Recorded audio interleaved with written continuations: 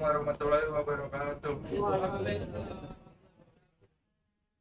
Alhamdulillahirabbil alamin wassalatu wassalamu ala asyrofil anbiya'i wal mursalin nabiyina wa habibina Muhammadin wa ala alihi wa sahbihi ajmain wa man tabi'ahum bi ihsanin ila yaumiddin amma ba'du. Kepada yang terhormat CEO Absolute Group Bapak Haji Sastro SH, kepada yang terhormat Direktur Absolute Service Bapak Brigjen TNI Purnawirawan Insinyur Haji Agus Sudiarso, kepada yang terhormat Direktur Absolute Group Ibu Hajah Eka Sri Yulianti, Ibu Asri Insani, Bapak Julian Rahmanto, dan Bapak Bagus Pramoso. Kepada yang terhormat Ustadz Haji Muhammad Sidik LCMSI,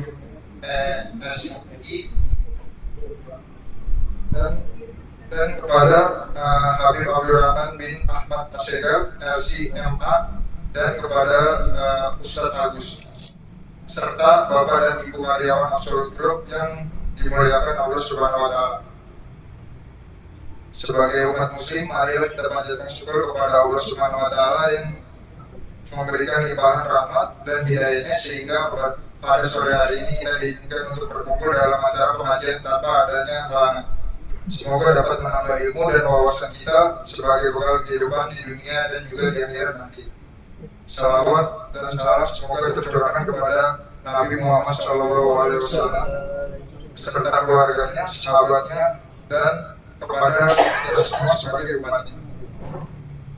Hadirin yang saya hormati, saya selaku pembawa acara izinkan untuk membacakan susunan acara pada pengajian sore hari ini sebagai berikut.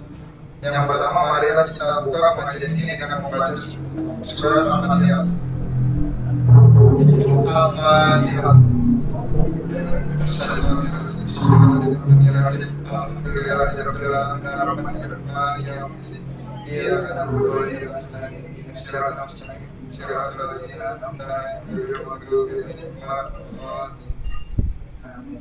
Kita berlanjut ke acara yang inti kita, yaitu tausiah dan fikih yang akan disampaikan oleh Habib Abdurrahman bin Ahmad Asyegaf LCMA dengan tema Hadis Arba'in ke-36. Waktu dan tempat Habib, silakan untuk Habib Abdurrahman. Assalamualaikum warahmatullahi wabarakatuh. Alhamdulillah wassalatu wassalamu ala Rasulillah wa ala alihi wa man walah, amma ba'd. Alhamdulillah, setelah kita mendirikan sholat asar secara berjamaah, semoga apa yang telah kita lakukan mendapatkan keridhaan dan keberkahan dari Allah Subhanahu wa Ta'ala. Amin ya rabbal alamin. Kembali di kesempatan sore yang sangat cerah dan sejuk serta Masya Allah hawa yang luar biasa. Hanya orang-orang yang kuat bisa duduk di tempat ini dalam keadaan terjaga. Insya Allah duduk kita di tempat ini betul-betul mendapatkan keridhaan dan keberkahan dari Allah Subhanahu wa Ta'ala. Amin ya rabbal alamin. Kembali di kesempatan yang mulia ini, sedikit saja kita bahas hadis yang 36 dari kitab Arba'in An-Nawawiyah. Tapi hadis ini cukup banyak tema yang bagus untuk kita lebih detailkan. Karena itu kita tidak menyelesaikan di dalam satu pertemuan, tapi beberapa pertemuan. Yang pertama dikatakan di situ an Abi Hurairah radhiyallahu anhu an Nabi sallallahu alaihi wasallam qala, dari Abu Hurairah radhiyallahu anhu yang bernama Abdurrahman bin Sakhar ad-Dawsi al-Yamani, beliau pernah berkata, Rasulullah sallallahu alaihi wasallam pernah bersabda, man nafasa an mu'minin kurbah min kurabi dunya, nafasallahu an kurbah min kurabi yaumil qiyamah. Nabi mengatakan, man nafasa, siapa yang mengangkat anu kesulitan, mengangkat, memberi nafas ini dari bahasa memberikan nafas. Biasanya orang itu kalau sudah mengalami kesulitan, sesak nafas, sulit bernafas, ketika kita bantu dengan memberikan nafas, ini artinya memberikan keringanan, mengangkat kesulitan. Anu mukmin dari seorang mukmin kurbah, sebuah kesulitan, min kurabi dunia, daripada kesulitan dunia, nafasallahu anhu, niscaya Allah akan memberikan bantuan kepadanya. Dari apa? Kurbatan min kurabi yaumil qiyamah. Dari satu kesulitan dari kesulitan di hari kiamat. Jadi kata Rasulullah, siapa yang mengangkat kesulitan seorang mukmin di dunia dari kesulitan dunia, Allah akan angkat kesulitannya nanti di hari kiamat dari kesulitan yang ada. Ini kalimat luar biasa untuk kita sebagai seorang mukmin. Ini kesempatan untuk kita mengangkat kesulitan kita. Karena memang dari hadis ini banyak sekali hikmah yang bisa kita jelaskan. Di antara hikmah yang bisa kita petik, yang pertama, bahwa di dunia ini kita hidup pasti ada kesulitan. Walaupun jelas lebih banyak kemudahan. Ketika berbicara tentang kesulitan, tidak ada orang yang pernah hidup atau yang hidup tidak pernah mengalami kesulitan. Pasti pernah mengalami kesulitan. Makanya di dalam Al-Quran Allah jelaskan, inna ma'usri yusra, inna ma'usri yusra. Sungguh bersama kesulitan ada kemudahan. Waktu menafsirkan ayat itu, Abdullah bin Abbas mengatakan, Allah itu ngasih kepada kita satu kesulitan, dua kemudahan. Artinya apa? Dalam kehidupan kita, kebahagiaan itu lebih banyak daripada kesedihan. Kemudahan lebih banyak daripada kesulitan. Sehat lebih banyak daripada sakit. Walaupun kadang-kadang orang yang kurang bersyukur, baru sakit sedikit, ngomongnya hidup kok sakit mulu, atau bilang hidup lebih banyak susahnya daripada apa? Daripada senang. Itu kalimat yang bertentangan dengan syariat. Tidak ada orang yang diciptakan susahnya lebih banyak daripada senang. Yang ada Allah kasih kesenangan, kebahagiaan, sehat lebih banyak. Tapi pasti dikasih yang namanya masalah. Ini namanya kesulitan. Jadi kalau kita mau hidup tanpa kesulitan, saat saya pengen hidup tapi nggak pernah mau susah, saya tidak mau capek, saya mau senyum terus nggak mau nangis, saya mau bahagia terus tidak mau sedih, saya pengen semua masalah beres, nggak ada menghadapi perasaan permasalahan. Ya kalau kata ulama, kalau yang kayak begini dengan mati aja. Gak ada yang orang hidup yang namanya hidup itu gak ada masalah, tidak ada. Setiap orang pasti ada masalah. Tapi perlu diingat, masalah itu dikasih sesekali oleh Allah. Lebih banyak kemudahan, lebih banyak kebahagiaan, lebih banyak sehat. Sakit paling beberapa, wah selebihnya kita lebih banyak kesenangan. Makanya pernah kita baca ta'aruf ilallah bidarraha ya'rifaka bisyiddah. Kenali Allah di saat kamu senang, di saat kamu sulit, Allah akan kenal. Artinya senang ada, sulit ada, bahagia ada. Yang kedua, tapi tadi perlu dicatat bahwa kesenangan dan kebahagiaan itu pasti ada, tapi juga pasti ada kesulitan. Tapi kebahagiaan lebih banyak, sehat lebih banyak. Makanya Nabi Ayub dulu waktu sakit itu parah. Dia itu dari orang paling ganteng di zaman. Seorang Nabi itu ganteng semua. Kaya, anaknya banyak, istrinya cakep. Tiba-tiba dikasih ujian oleh Allah dengan sakit. Ada yang mengatakan sakitnya berapa lama? Ada yang bilang 7 tahun, ada yang bilang 14 tahun. Anaknya semua meninggal satu persatu, badan dia sempurna, jadi rusak. Sampai akhirnya hartanya habis. Saat itu istrinya pernah ngomong, wahai Ayub, seandainya kau berdoa kepada Allah untuk mengangkat semua permasalahan ini pasti akan selesai. Apa kata Ayub alaihissalam? Saya mau minta sembuh, minta diangkat kesulitan saya kepada Allah. Kenapa? Saya hidup sekian puluh tahun, dikasih sehat, dikasih nikmat, baru 7 tahun saya sakit, baru 14 tahun saya sakit. Dibanding nikmat sehat lebih banyak nikmat sehat. Maka kata Ayub alaihissalam, saya tidak akan minta sembuh kepada Allah kecuali Allah yang memberikan sesuatu dengan kehendaknya, kecuali saya sehatnya sama dengan masa sakit. Saya dikasih sehat sampai 40 tahun, sakit sudah 40 tahun baru saya minta doa supaya disembuhkan. Tapi kalau baru 7 tahun saya malu, karena sehat lebih banyak daripada sakitnya. Bahagia saya lebih panjang daripada kesedihan saya. Ini tentunya merupakan hal yang harus kita yakini.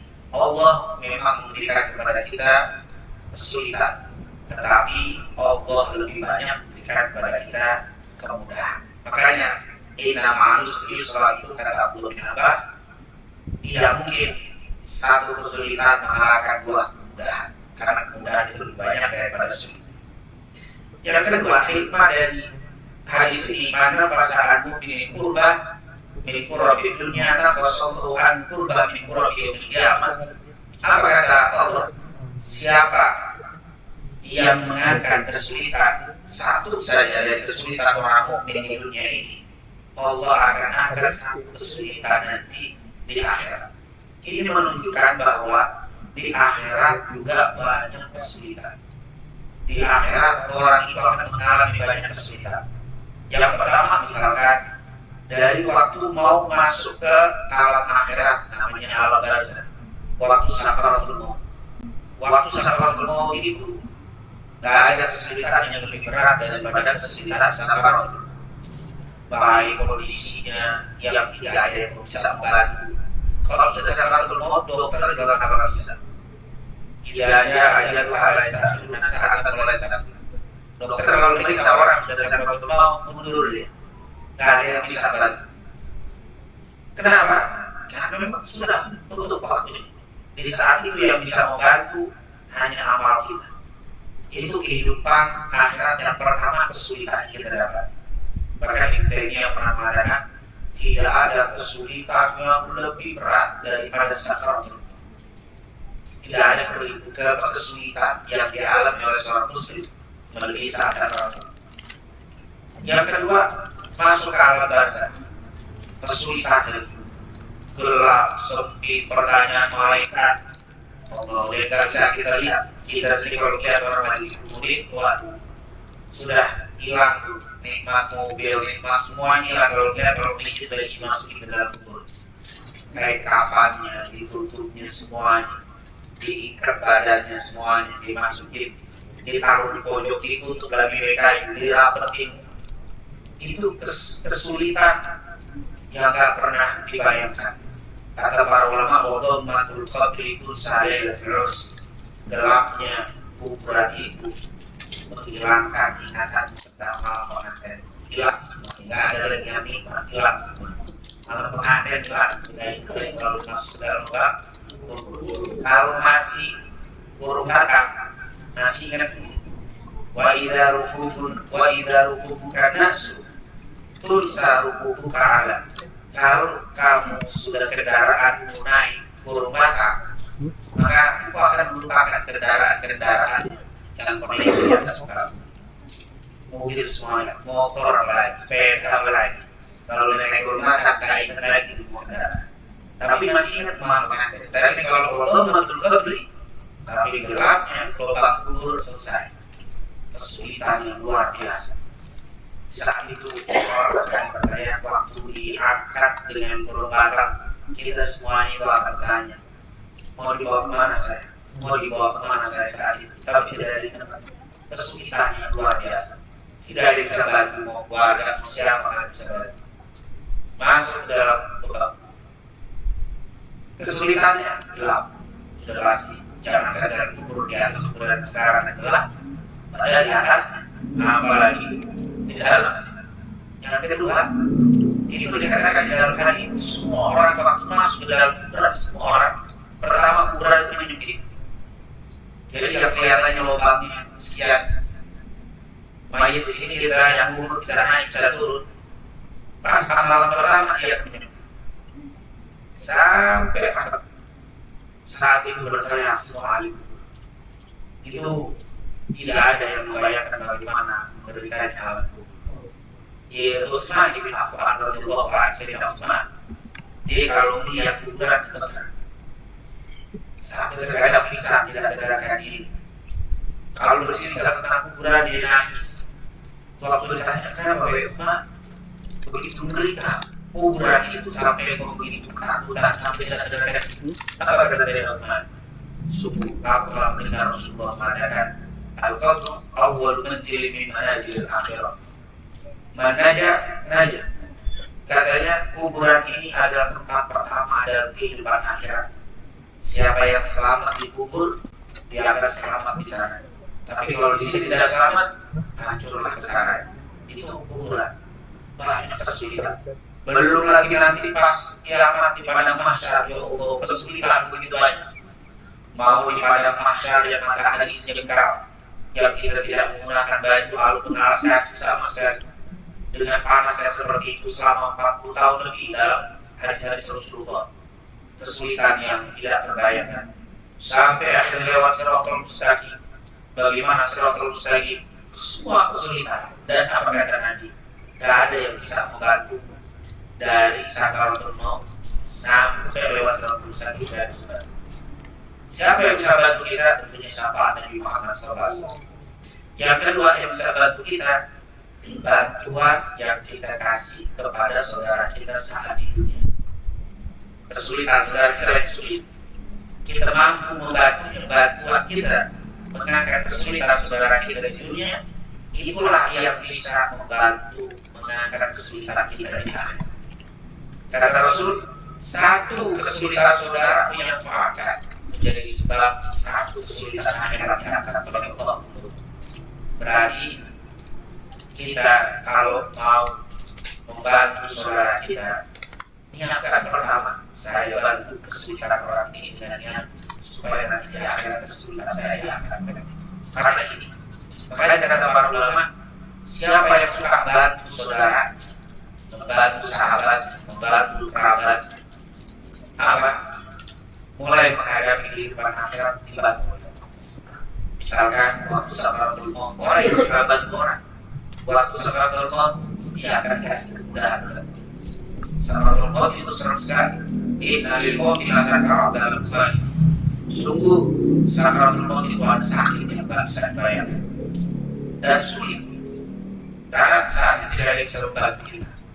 Tapi ketika kita sering bantu orang di dunia ini, bantu kesulitan saudara kita, kerabat kita, sahabat kita, teman kita, insya Allah sakaratul maut itu akan diberikan kemudahan.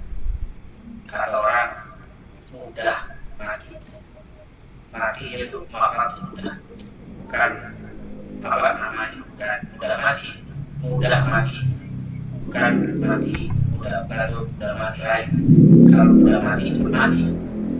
Terus saya nggak buat orang akan mati cepat, kalau mati cepat matinya, atau mati ini cepat yang benar. Maksudnya kalau cepat mati itu kalau udah waktunya meninggal cepat, tidak sulit. Ada orang yang sulit sampai sebulan, 2 bulan, bahkan setahun dibilang meninggal, hidup dibilang hidup kayak meninggal. Oh, itu jangan sampai seperti itu. Itu kesulitan yang luar biasa. Maka siapa yang suka bantu orang, insya Allah proses kematiannya akan dibikin mudah oleh Allah Subhanahu wa Ta'ala. Di dalam kubur, nah, Allah bilang, aku akan angkat kesulitanmu seperti mengangkat kesulitan saudara. Di kubur akan dibantu oleh Allah. Kenapa? Karena kita suka bantu orang. Angkat kesulitan orang sesuai dengan kemampuan kita. Tidak mesti total. Paling tidak meringankan beban orang, apa yang bisa kita lakukan. Kalau memang orang tidak ada masalah dengan keuangan, kalau kita mampu, alhamdulillah. Kalau tidak mampu, bisa kita kasih jalan, coba kamu begini-begini. Kalau nggak bisa mampu juga, coba. Semoga Allah akan kesulitan dalam masalah keuangan. Kalau nggak bisa juga, paling nggak disembunyi, tidak apa, hibur. Bahasa kita sabar. Itu merupakan mengangkat kesulitan yang sesuai dengan kemampuan kita. Mengangkat kesulitan itu tidak mesti total. Arti total, dia sedang masalah keuangan, saya kasih full semuanya, itu total. Tidak semua orang bisa. Maka apa yang bisa kita bantu, berikan bantuan kepada saudara kita, walaupun hanya sekedar doa-doa kita. Seperti sekarang di Palestina, luar biasa saudara kita dalam keadaan terbelit, dalam keadaan diperangi, dalam keadaan terbelit. Kalau memang kita mampu dengan apa yang kita punya, alhamdulillah. Tapi kalau tidak, paling tidak berdoa untuk mereka. Karena siapapun yang mengangkat kesulitan saudaranya, Allah akan angkat kesulitannya dan yaumil kiamat. Nah, dari kalimat ini dalam hadis siapa yang mengangkat satu kesulitan orang mukmin dari kesulitan dunia, Allah akan angkat satu kesulitan dari kesulitan akhirat. Jadi yang pertama menunjukkan hidup itu mesti ada kesulitan, hidup itu mesti ada masalah. Tapi ketahuilah semua permasalahan yang Allah berikan kepada kita tidak lebih banyak daripada kebahagiaan lebih banyak berkas. Yang kedua yaitu bahwa siapa yang ingin diangkat kesulitan di akhirat, maka akan kesulitan selanjutnya. Jangan pernah tidak peduli, apalagi terhadap sesama muslim. Rasulullah mengatakan, "Man lam yahtam bi amril muslimin falaysa minhum." Siapa yang tidak peduli, siapa yang cuek dengan kesulitan orang mukmin, tidak peduli dengan kesulitan kesusahan masalah orang mukmin, falaysa minhum, maka dia bukan dari golongan mereka. Subhanallah, ini luar biasa. Ini merupakan nasihat dari Tuhan kita Nabi Muhammad SAW. Kemudian yang ketiga, hikmah dari kalimat manafasa'an mu'minin qurba, di sini tentunya kita membantu orang muslim bagus. Tidak dilarang oleh Allah kita membantu orang non-muslim. Non-muslim teman kita yang non-muslim itu sudah mengalami kesulitan, silakan bantu dan tidak dilarang oleh Allah. Tapi ketika kita membantu orang yang beriman, itu akan berlimpah pahala. Di hadis ini, kalau kita membantu kesulitan orang mukmin, menyebabkan kesulitan akhirat diangkat. Tapi kalau kita membantu kesulitan orang muslim, di dunia diangkat kesulitannya, tapi akhirat tidak. Kenapa? Karena yang ditekankan di sini, manafasa'an mu'minin qurba, nafasallahu anhu qurba min qurabi dunia. Nah, ini tentunya kita hidup ini diperintahkan dalam Islam untuk saling membantu, terutama dengan yang seiman seagama. Artinya bukan berarti dilarang kita membantu mengangkat kesulitan teman-teman kita, tetangga kita yang muslim, silakan.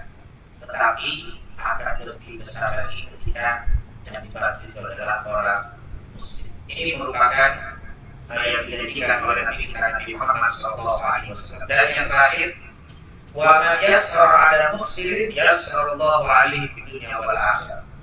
Wa man yassara, dan siapa yang ngasih kemudahan, siapa yang ngasih kemudahan 'ala muslim, terhadap orang yang sedang mengalami kesulitan, yassarallahu 'alaihi, Allah akan berikan kemudahan baginya fid dunya wal akhirah, di dunia dan di akhirat. Jadi siapa yang ngasih kemudahan, yassara, kalau tadi nafasa itu kalau dia terjemahin nolong, tapi kalau yassara mudahkan. Siapa yang ngasih kemudahan kepada orang yang sedang mengalami kesulitan, yassarallahu fid dunya wal akhirah, Allah akan mudahkan segala usaha di dunia wal akhirah. Ini merupakan kabar gembira dari Nabi kita Nabi Muhammad.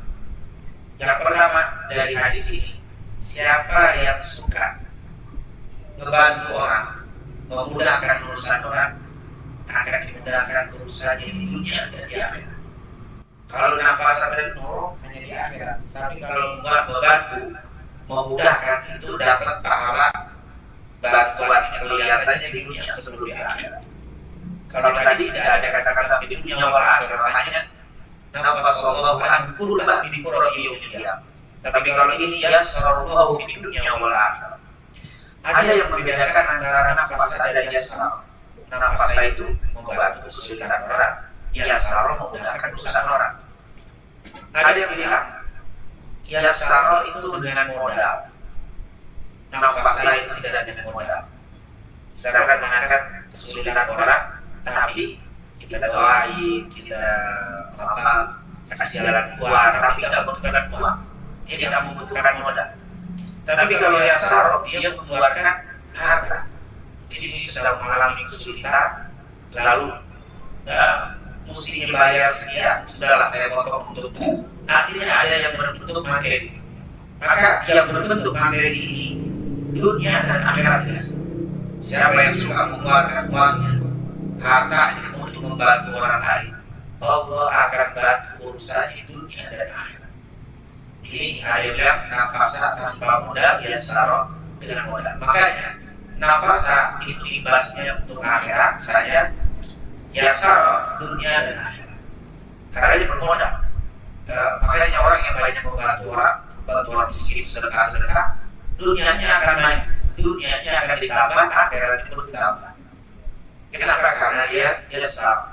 Nah, dia seorang muslim, orang miskin sedang susah, dia berikan sebagian rezekinya untuk mereka, dia sedekah.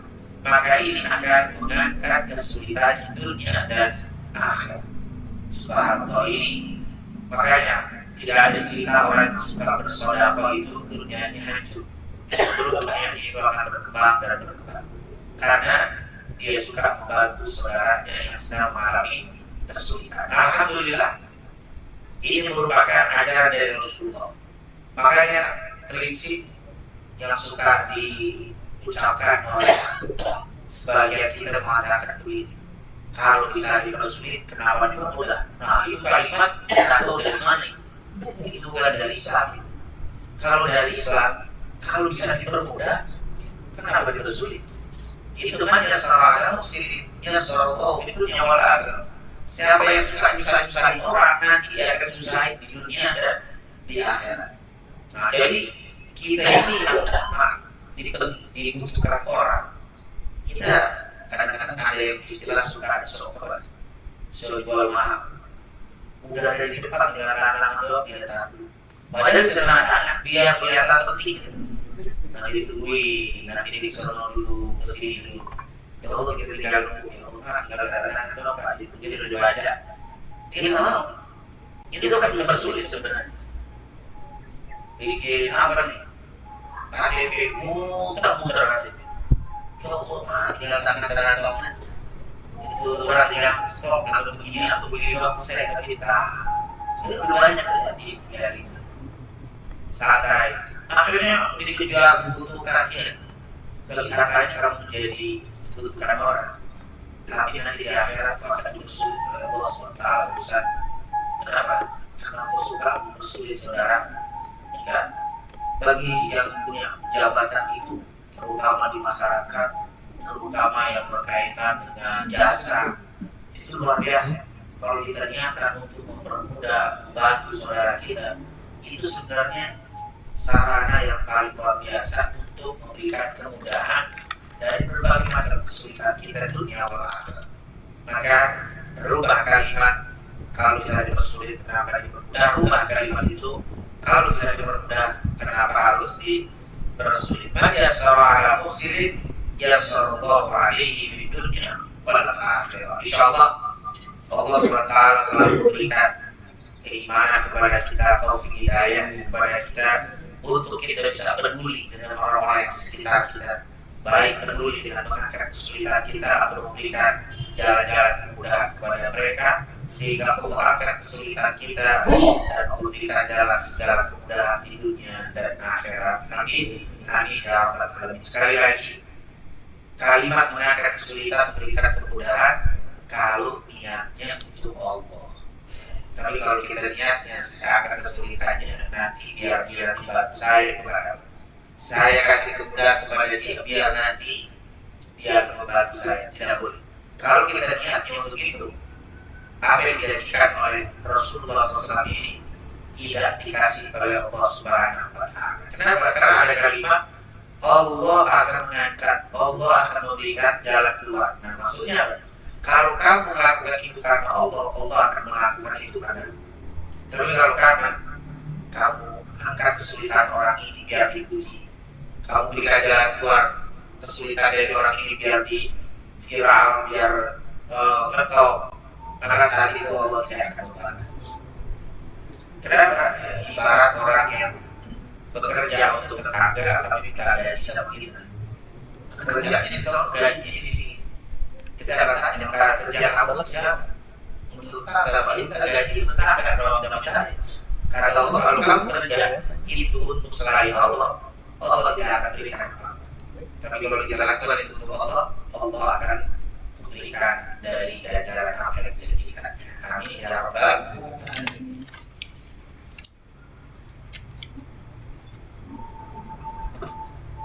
Terima kasih banyak kepada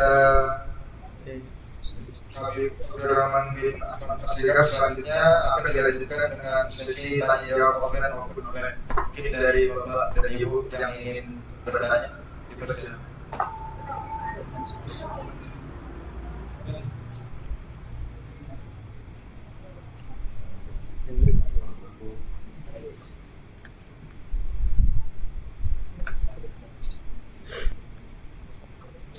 Silakan. Bismillahirrahmanirrahim. Assalamualaikum warahmatullahi wabarakatuh. Waalaikumsalam warahmatullahi wabarakatuh. Ya, mohon bertanya, tadi di hadis ini disebutkan bahwa jika kita memudahkan usaha orang lain, maka Allah akan memudahkan usaha kita juga. Salah satu contohnya mungkin tentang kita lagi ya. Nah di sini terkadang ada hal yang sedikit melenceng nih, maksudnya. Kadang ada kita membantu orang, tapi siapapun tidak bisa dia membantu orang, tetapi saat dia menagih utangnya, justru dibalik dia dipersulit. Dan artinya kadang-kadang muncul zaman yang seperti saya bahas dulu. Gitu. Nah ini sebenarnya bagaimana nih ini? Apakah pahala apa yang ada kalau hilang, atau akan sebaliknya? Demikian. Terima kasih. Assalamualaikum. Waalaikumsalam warahmatullahi wabarakatuh. Ya, memang bicara utang. Jangankan utang sama manusia, utang sama Allah dibayar susah. Utang sama Allah susah bayar. Banyak ibu-ibu yang utang Ramadan sampai sekarang ada belum dibayar. Ada loh dari bulan Syawal, Dzulqa'dah, Dzulhijjah, Muharram, Shafar, Rabiul Awwal, Rabiul Tsani. Cuma di awal belum masuk. 8 bulan utangnya cuma 2 kali dibayar.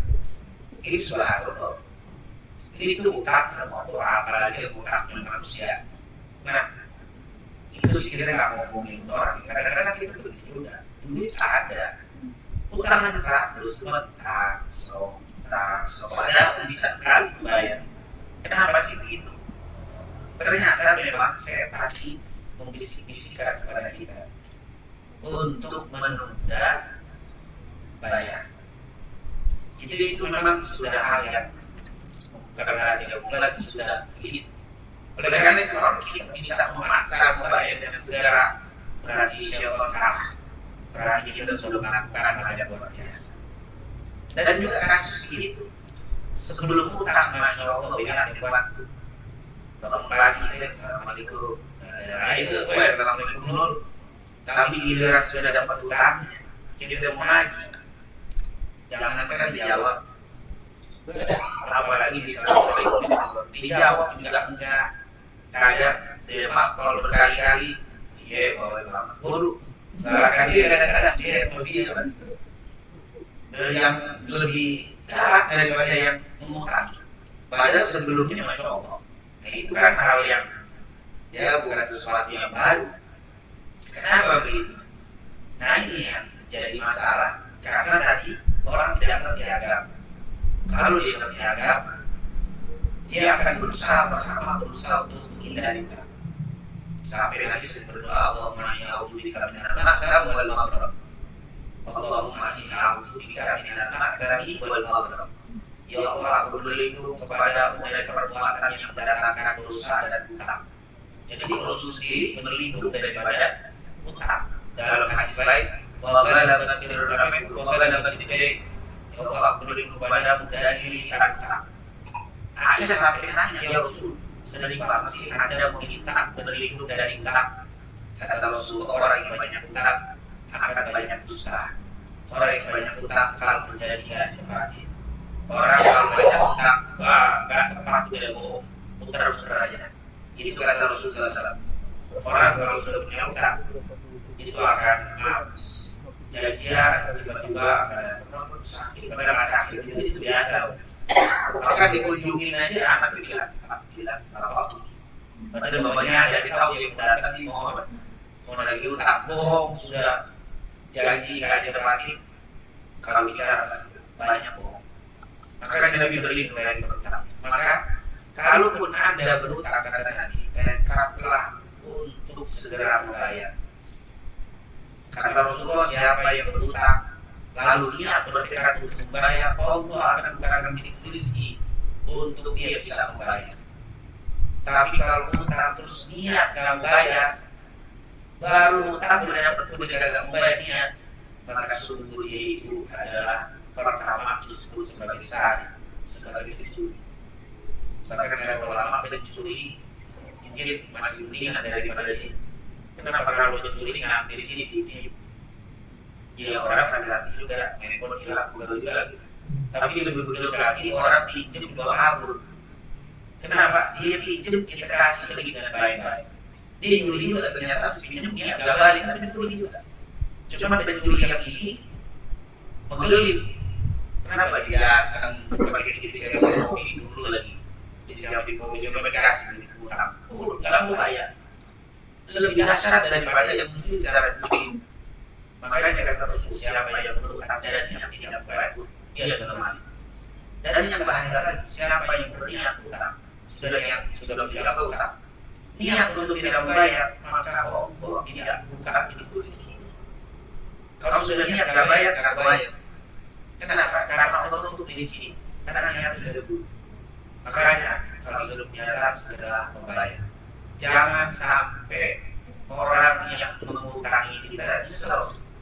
Utang kita gara-gara setiap apa ditagih hilang, handphonenya mati, dan dijawab atau mungkin lebih apa galak tadi sudah ditagih pakai ngomel. Kalau sampai dia nyesel saya utang dia, wah ini musibah. Ini kata para ulama hati-hati. Kenapa? Karena orang itu sudah berbuat baik sama kamu, terus kamu zolim. Wah, sumpah ini sangat berbahaya. Mungkin kalau kita dididik supaya orang dia nggak terlalu ngefek, atau dia nggak biasa saja, teman biasa saja, mungkin karena tersinggung sedikit lupa itu nggak terlalu ngefek. Tapi kalau dia sudah mengutangi kita, udah dengan ikhlas utangi sudah baik sama kita, dengan kesulitan kita, ternyata waktu diminta dia tidak mau bayar, kalau dia akan tahan dua itu musibah. Makanya jangan sampai seperti itu terjadi seperti ini. Nah, bagaimana dengan kita sendiri? Orang itu ternyata setelah kita kaji nggak bisa ditagih kabur seterusnya.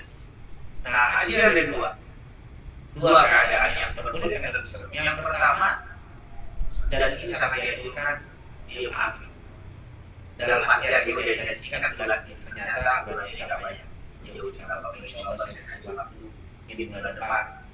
Nah itu masuk ke dalam hadis mannya seorang halal muslimin ya sallallahu fi dunya wal akhirah. Ini kalau mampu apalagi sampai mungkin dikatakan dalam diri ini saya maafin soalnya jadi sedekah saya ini jadi sedekah daripada kita dalam maafin sedekah apa mendingan apa bayar aja mendingan apa. Tapi memang kadang-kadang hati ini mungkin kalau 500 ini penting kalau 100 juta iya kita ambil bagaimana? Nah ini tentunya kalau dia tidak mampu tidak apa-apa karena dia tentu ini dan nanti dia kiamat orang ini akan diambil sejumlah 100 juta diberikan kepada dia berbentuk pahala. Orang itu akan maaf orang yang sholat banyak ibadah banyak tapi utang banyak karena orang berarti tidak mau dibayar. Nanti dia berjalan maka diambil dari pahala diberikan kepada orangnya. Dari 1 juta 2 juta hilang utang kita yang dibayar, nanti dia diganti oleh pahala dia yang diambil. Ternyata waktu mau diambil pahalanya nggak ada, utang dulu, ibadah jarang, dosa kita diambil kasih dia, dosa kita dikasih. Jadi bahkan nanti di hari kiamat, ketika disidang, lalu diambil dosa kita dikasih orang ini, si orang ini mengatakan ini kenapa ya Allah ini? Ini karena hutang-hutangmu yang dulu belum dibayar sama dia. Apa kata orang ini? Ya Allah kalau kau begitu jangan dibayar semua itu kata saya. Karena gedenya apa? Pahala nanti yang ada di hidup. Ya, ini yang pertama. Silakan dimakan atau dikasih tunda waktu untuk bisa dibayar hari ini dan ini ternyata mundur apa-apa. Nah itu luar biasa. Orang yang seperti ini akan dimudahkan usaha di dunia wal akhirah. Atau yang kedua, dia tidak ikhlas. Dia tidak ikhlas. Saya nggak maafin, tetap itu jadi utang sama saya dan saya akan tagih akhirat dia. Itu akan ditagih akhirat. Jadi itu boleh orang punya akhir. Dan ini nanti yang diapakan di. Terus atau yang tadi keadaan nyesel saya mengutangi dia, iya, dan itu salah, enggak, karena itu bukan sedekah. Karena waktu kita mengutangi dia kan bukan karena sedekah, karena memang apa? Tahu malah itu dibuatkan gua. Bukannya Pak, soalnya kalau sedekah ini orang nggak mampu, saya sedekahin, terus dari sedekah saya dipakai beli modal, beli dagang dan mampu di, terus kita bilang, iya, terima kasih sama kita, terus bilang, saya selalu sedekah sama dia, nah ini kubur pahala. Walau itu tidak usah dapat dikumpulkan di ada. Jangan membatalkan pahala sedekah karena kita dan kalimat yang kita. Tapi kalau utang, nggak ada saya selalu utang, nggak ada utang. Ini memang haknya dia dan harus dibayar. Nah, kalimat ini apakah dosa? Tidak dosa. Sangat menyesal dengan utang ini itu bukan dosa. Tapi kalau untuk maafkan itu lebih luar biasa. Nah, tentunya kadang-kadang kita bisa memaafkan dia tergantung nominal berapa biasanya. Kalau 50.000 ya cincai ya. Tapi kalau 50 juta, nah ini mikir. Maka mikir.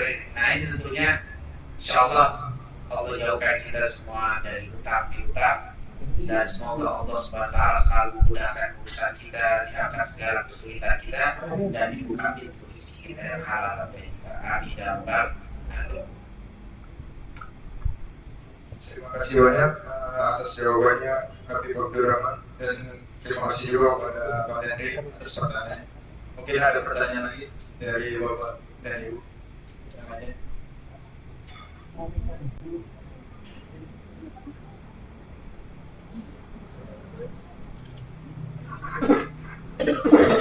Bismillahirrahmanirrahim. Assalamualaikum, Habib. Saya bertanya, Habib. Mohon maaf, apakah kita boleh membiarkan penghutang tidak tadi?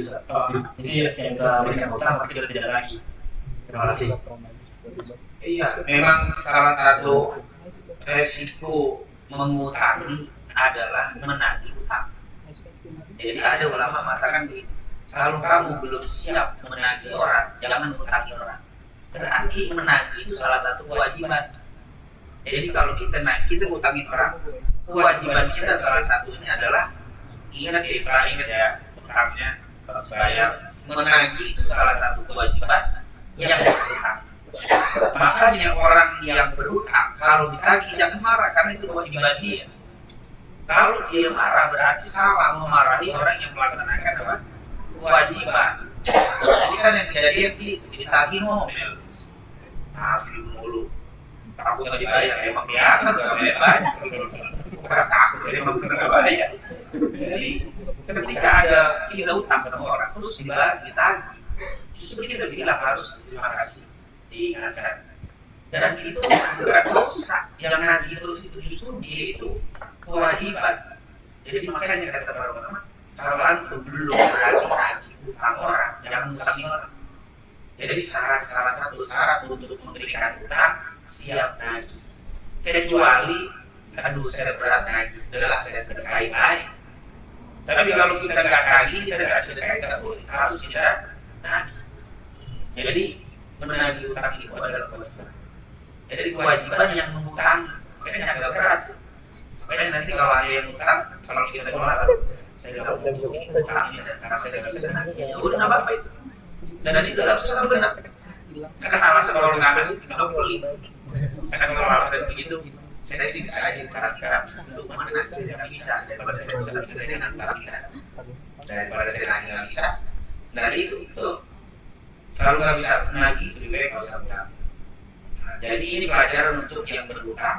Jadi kalau kita ditagih berarti kita harus berterima kasih dan nggak boleh nyalain orang itu. Kenapa? Karena itu kewajiban dia. Itulah yang betul harus. Masalah dia nggak bayar, nah itu urusan dia dengan Allah SWT.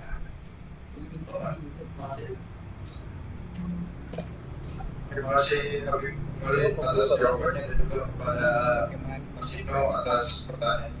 Mungkin ada yang ingin bertanya lagi?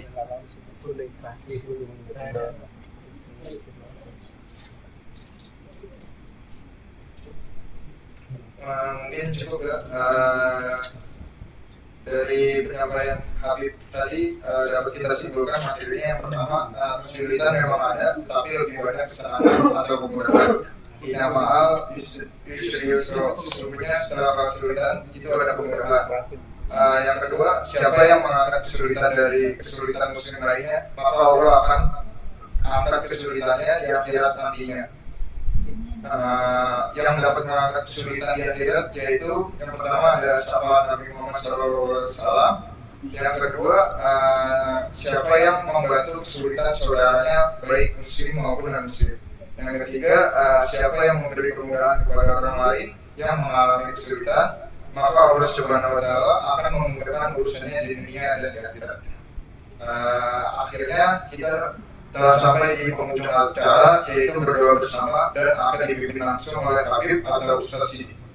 Sebelum kita berdoa bersama, saya selaku pembawa acara, jika terdapat salah kata ataupun sikap yang tidak berkenan di hati Bapak, Ibu sekalian, saya mohon maaf yang sebesar-besarnya kepada Habib Abdul Rahman bin Ahmad Assegaf atau Ustadz Haji Muhammad Sidi untuk memimpin doa bersama. Habib, silakan. Alhamdulillah, ya sangat bagus sekali kesimpulannya tadi.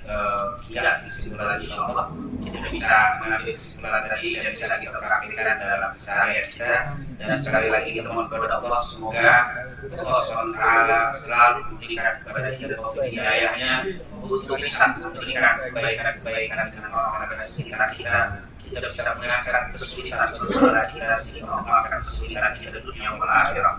Dan semoga Allah selalu dekat kepada kita semua dan keluarga kita semuanya. Rezeki yang halal, thayyibah, sehat walafiat, istiqomah dalam ibadah kepada Allah Subhanahu wa Ta'ala. Amin. Amin ya rabbal alamin. Rabbana taqabbal minna innaka antas samiul alim wa tub 'alaina innaka antat tawwabur rahim. Allahumma inna nas'aluka ilman nafi'an wa rizqan thayyiban وعلى صالحا. اللهم انا نعوذ بك من علم لا ينفع ومن قلب لا يخشع ومن نفس لا تشفع ومن دعاء لا يسمع برحمتك يا ارحم الراحمين. ربنا اتنا في الدنيا حسنه وفي الاخره حسنه وقنا عذاب النار. وصلى الله على سيدنا محمد وعلى اله وصحبه وسلم والحمد لله رب العالمين. Sebagai penutup acara pada majelis pada hari ini, mari kita membaca kafaratul majelis. Subhanallahumma astaghfiruka wa atubu ilaik. Sekian dari saya, mohon maaf jika ada salah-salah kata. Wassalamualaikum warahmatullahi wabarakatuh.